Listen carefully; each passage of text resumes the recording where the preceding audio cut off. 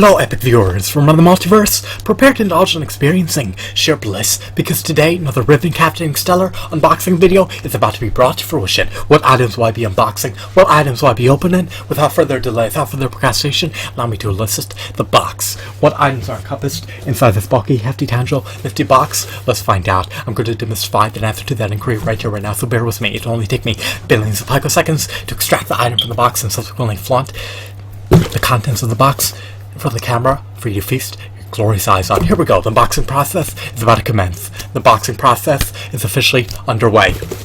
What items have I prompted? What items have I extracted from the box? What items have I drawn forth? Let's find out. Alrighty, so apparently we have a plethora of action figures obscured by wrappings. Off the get-go, we have the one and only illustrious, revered, renowned, divine Perfect Cell in his final form. Is he abysmal? Is he egregious? Or is he a paradigm of perfection? I love Cell. This is not the quintessential version of Cell. Why do I say that? Well, he lacks finger joint articulation. He lacks double jointed elbows. He lacks double jointed knees. He even lacks joints in his elbows. He lacks a diaphragm joint. He lacks an ankle pivot. And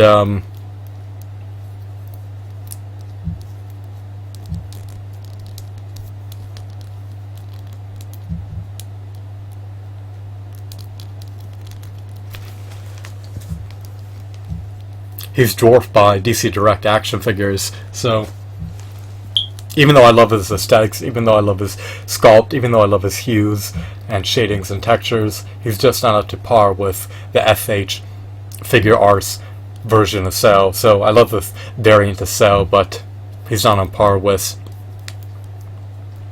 the most recently released Perfect Cell action figure. You can flap his wings. They can't really be adjusted. His articulation is finite. He seems to have roughly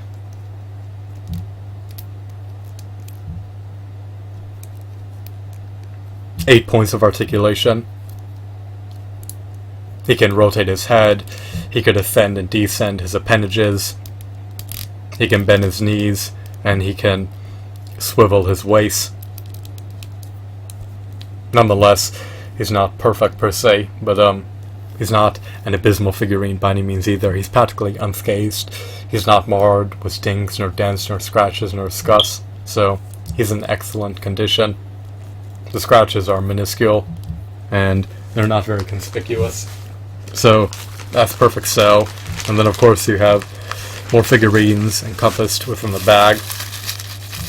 You have another figurine wrapped in tissue paper. I believe this figurine is Dr. Gero. So here's Dr. Gero right in front of you. You could vicariously view him through the perspective of my camera lens. So, unlike so, he has a joint in each elbow, which renders latitude for articulation. He lacks two-fisted hands. He has an aperture between his fingers, so I guess you can say that he has apertures between his fingers. He has more than just a single aperture. He actually has apertures between all the fingers, so it looks uncanny, it looks awkward, it looks bizarre, it looks out of context. I prefer if he had two-fisted hands, or at least one hand with fingers semi-clenched together. But in spite of his shortcomings, he has tight joints. He truly emulates Dr. Gero's appearance. What else? He's practically in pristine condition. the little cap for his brain and his head are missing. So it's unfortunate that he's rendered incomplete without those corresponding accessories. However, in spite of that, he's still meritorious. He lacks peg holes in the bottom of his feet. He lacks a diaphragm joint. He seems to have 8 points, actually 9 points of articulation. He has articulation in his knee joints. His pelvis is relatively sturdy. His torso is sturdy. His body's not hollow. Not a bad figurine per se. So that's Dr. Gero. And then we go back to the bag. Alrighty, so next we have Future Trunks action figure. This is Teenage Future Trunks. And I would presume that he lacks articulation in the elbow joints. To my dismay, I was correct. But even without articulation in the elbow joints, he's still an extraordinary action figure. He has two-fisted hands. He truly captures the essence of Trunks. He looks like he's poised for battle. He's truly heroic. He's a warrior. He's valiant. He's brave. He's noble. He's admirable. And it's nice that he has articulation in the knee joints. He could ascend and descend his legs. He can pummel his adversaries to death with two-fisted hands. He can't rotate his wrists. He can't rotate his forearms. He can't rotate his biceps, but he can still flex his biceps. The arms can be moved outwards and inwards. The head can be rotated. The armor is permanently attached. So, not a bad figurine. I love this appearance. He truly looks like he's a Saiyan warrior. And he's the heir of the throne. Well, at least he would be if Planet Vegeta wasn't decimated by Frieza, and if Vegeta passed away. But I guess there's no throne to rule anymore, so he just strives to live a peaceful life. But his expectations can't always be fulfilled, so he has to embrace the life of a warrior in order to safeguard individuals he loves, and in order to ward off evil, so he can fend off evil and keep everyone safe. So I love Future Trunks.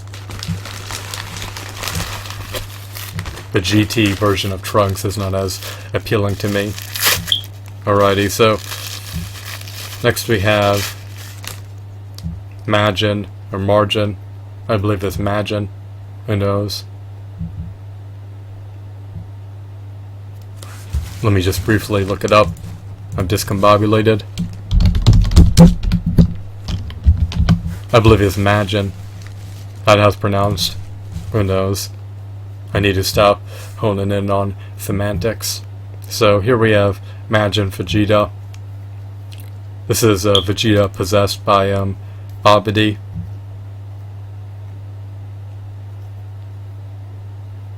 He has ill intentions. He's sadistic and malicious and malign and belligerent and imbued with rage. He's able to pummel Kakarot, but of course Goku is holding back and suppressing his power, so Vegeta never feels a true brunt of Goku's attacks, because Goku is just toying with him. Nonetheless, he's still an incredible figurine. I would have preferred if the wrist could be turned. I would have preferred if he had finger joint articulation. I would have preferred if he had two peg holes embedded in the bottom of his feet. I would have preferred if his knees and elbows were double jointed to render more latitude for articulation. Unfortunately, he lacks any joints in his elbows. He only has 3 points of articulation above his waist, so it is unfortunate. His head is relegated to a ball joint, it seems.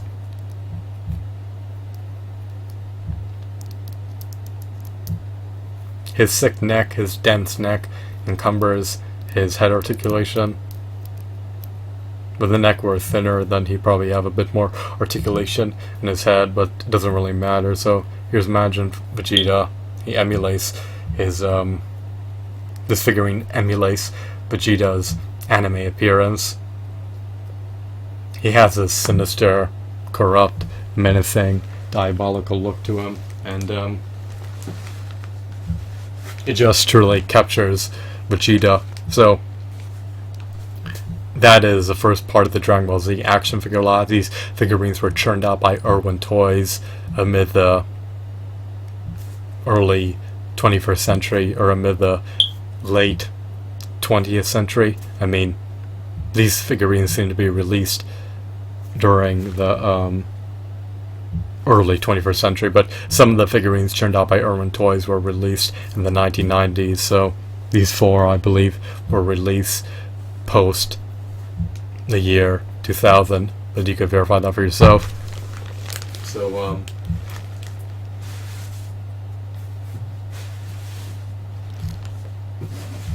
I'm gratified. I mean, I paid under $4 per figurine, so I should desist from complaining, and I can't really complain because I'm an avid devout Dragon Ball Z fan and I love action figures, so I managed to strike a decent deal, and I'm satisfied thus far. I'm content with my purchase and decision thus far. I have no major qualms about it, so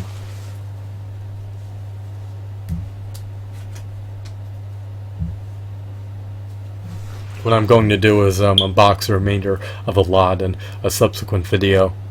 But there actually may be 2 more videos that showcase my unboxing of the Irwin Toys Dragon Ball the action figure lot. The reason why there may be 2 as opposed to 1 is because there's a bunch of action figures left to unbox that were originally encompassed within the box. As you can see, the bag obscures many figurines, or obscures a myriad of Dragon Ball Z figurines. Well, you can't see that, but the lot is comprised of Dragon Ball Z action figures, I can assure you that. Now, of course, I have no way of verifying that until I unbox the totality of the lot, because at this point I'm just making arbitrary assumptions. I mean, I bought, I believe, 13 or 14 Dragon Ball Z action figures, and I presume that the seller sent them to me, but perhaps within the bowels of those wrappings, perhaps within the bowels of the wrappings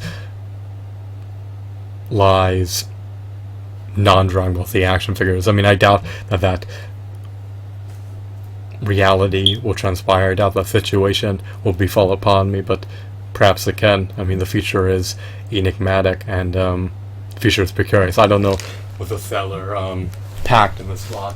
I just presume that I received what I paid for, but arbitrary assumptions are not always correct, so perhaps he sent me something else. Perhaps half of the lot is comprised of Dragon Ball Z figures, perhaps the other half is not. Perhaps there are 10 Dragon Ball Z figures and 3 or 4 non-Dragon Ball Z figures. I mean, who the shell knows? Anything can transpire, so just be wary, be vigilant, be cautious, be prudent, and be mindful.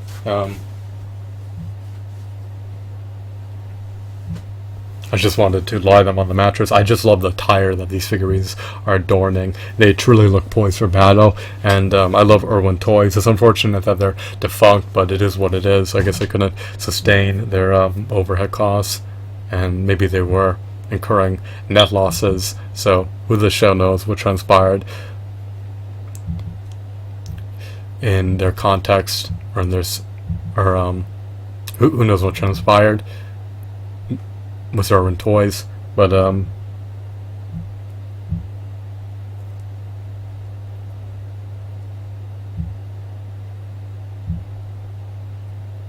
I guess you could say who knows what transpired for Irwin Toys rather than with.